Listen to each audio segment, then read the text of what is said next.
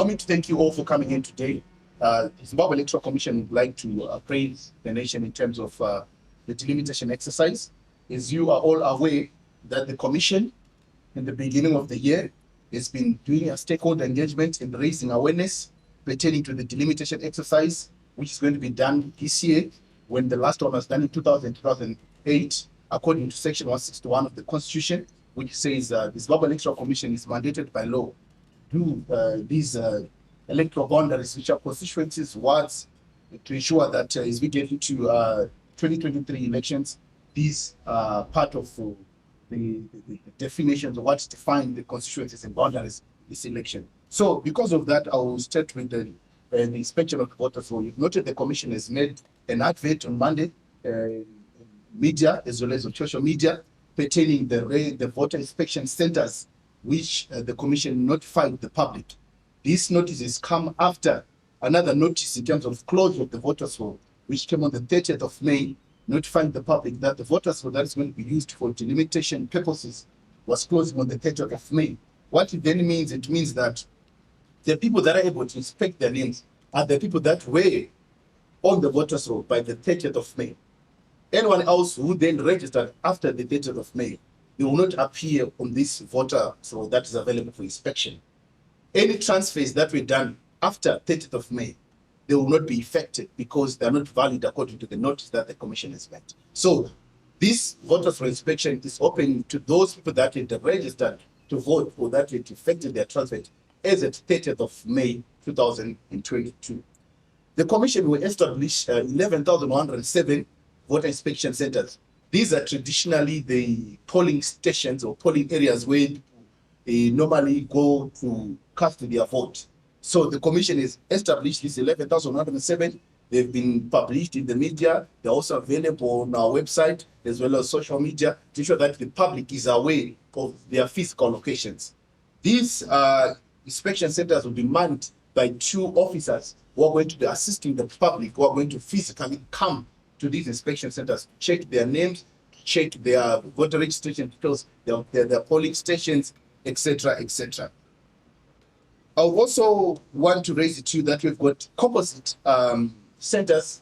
What do you mean composite centers? You mean that in some areas you find that a polling station has got more numbers of people, maybe more than 6,000 people. So the Commission will definitely set up what we call sub-polling stations at that polling station. In such instances, you might find that there might be 4 inspection officers in that area, or we might create 4 inspection centers depending on the numbers that are there, because each polling area, each polling station takes 1,000 people. So in some areas where the numbers are less, the Commission has considered to actually make them to ensure that we have fewer number of people that are going to be assisting people in these areas. Another key issue that I will raise with you is that the voter population for the voters roll that is available for inspection is 5,804,497. This is a provisional voters roll that has been put out to the public for inspection so that the Commission can then publish the final voters roll that's going to be used for delimitation. So what it means is that some of these numbers may change according to what we're going to gather from the inspection. I'll also tell you that this inspection is going to be happening from the 17th to the 26th of July. And these inspection centers are going to be opening from 7 a.m. in the morning and closing at 5 p.m. in the evening. We also want to encourage the public, because we're living in the COVID-19 pandemic, to utilize the digital platforms for voter inspection, which are available on Econet and Net1, *265#, as well as going online on the bverinspection.zec.org.zw for those that have got access to the internet. This will assist in decongesting our inspection centers. We also want to tell you that the Commission has completed the printing of the voters roll and is currently distributing it to different centers for the centers to be open as of the 17th of July. And the members of the public are empowered by law to ensure that they get in there. Wherever you think that maybe there's a need for a correction on my spelling of my name or anything, there are forms that are going to be given to you so that you can note them within that office, and the Commission will take note of that aspect.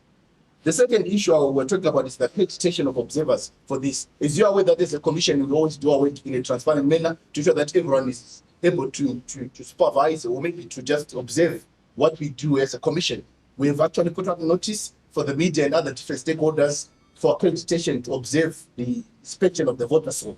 Not only that, we've even extended to political parties. We're going to be publishing a notice calling upon political parties to be part of the people that are going to be observing this voter inspection process. I hear a lot of people might know that there's been a lot of questions raised around the voters' roll. I think it's an opportunity which the Commission is adhering to the principles of good governance and transparency to ensure that people are able to inspect their names at these respective polling stations.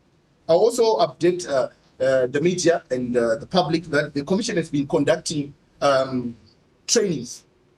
I think some of you have been visiting our social media pages. You have seen that the Commission has been very busy. The acting CEO is working remotely from a site in Bulawayo in terms of what has been happening in trainings at national level, provincial level, district level, capacitating the voter inspectors, capacitating the voter educators that are going to be on the ground to ensure that this process moves so smooth. We are going to be deploying 4 voter educators in each ward in urban areas. In each ward in urban areas, there are going to be 4 voter educators who are going to be moving physically in different areas over and above radio programs that the Commission has already been doing and adverts pertaining this program. And we're going to be deploying 6 voter educators in rural wards. Remember, this voter education deployment is ward-based, so we're going to be having 4 in urban areas, 6 in rural constituencies. We all agree in terms of the demography and the distance that are associated for those in urban and those in rural communities. That is what the Commission has looked at. The other issue that I want to appraise is in terms of the voters' roll cleaning. Some of you have seen a lot of notices coming out from the Government Gazette on, advice in terms of alterations in the voters' roll, in terms of notices of the removal of deceased.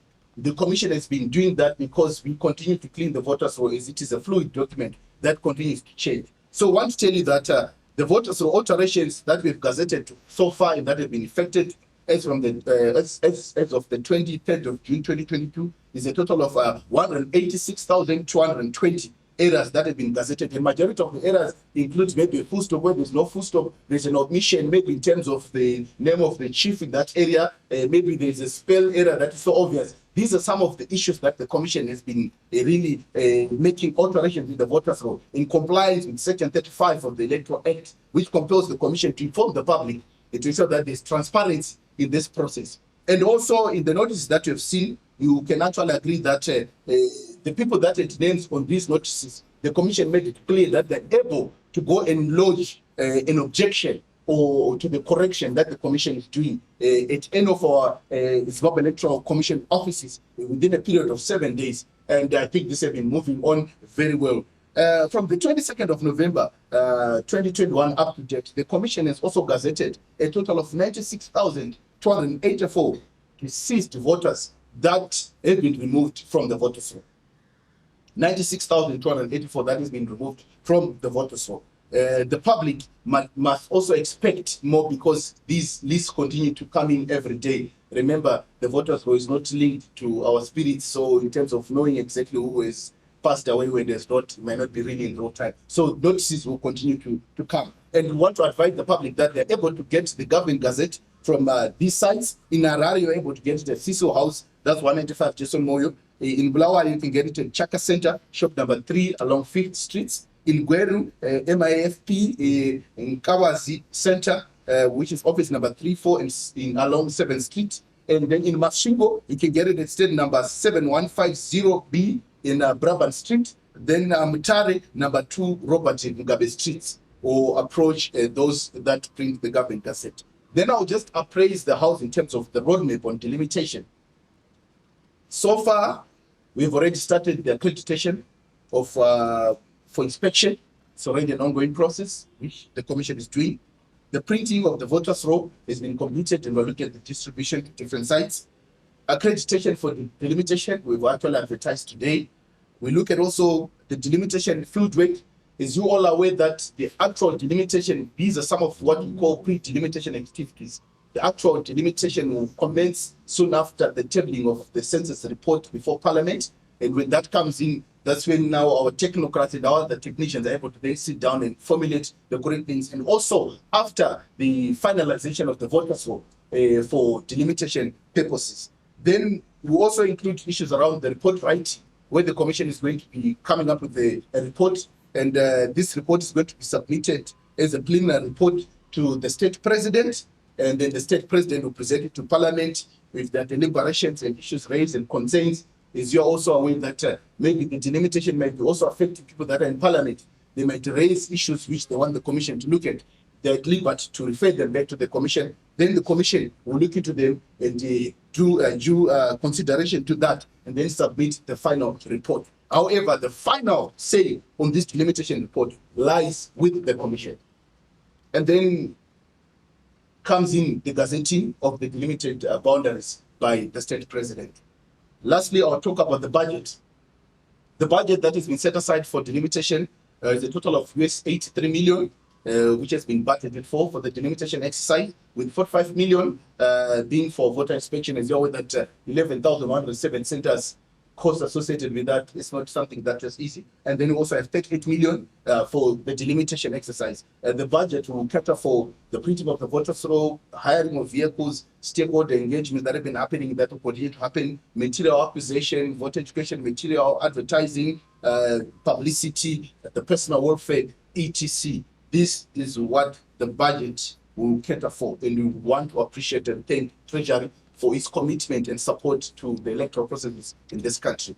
Allow me now to say thank you so much for coming in. I'm putting it back to Director Manyawi if there are any questions. Thank you. Thank you very much.